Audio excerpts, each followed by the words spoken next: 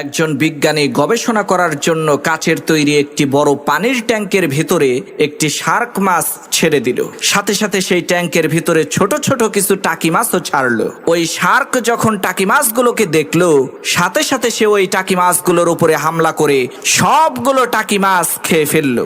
এরপরে সেই বিজ্ঞানী ওই পানির ট্যাঙ্কের একেবারে মধ্যখানে একটি কাঁচ দিয়ে বেড়া দিয়ে আলাদা আলাদা চেম্বার তৈরি করলো এবং এক পাশের চেম্বারে ওই শার্ক মাছটাকে ছাড়লো আর অন্য পাশের চেম্বারে টাকি মাছগুলোকে ছাড়লো।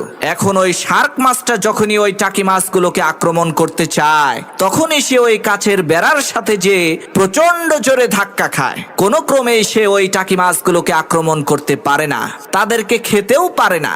এইভাবে কয়েকদিন থাকার পর ওই বিজ্ঞানী পানির ট্যাঙ্কের মধ্যে থাকা ওই কাচের বেড়াটাকে উঠিয়ে নিল। এবার ঘটলো এক আশ্চর্য কাহিনী। টাকি মাছগুলো শার্ক মাছের কাছে চলে আসলো, তার মুখের সামনে দিয়ে ঘোরাঘুরি শুরু করে দিল, তার সাথে মজামশ করা শুরু করলো। কিন্তু কি অবাক করা বিষয়, শার্ক মাছটা ওই টাকিগুলোকে কোনো আক্রমণ করে না।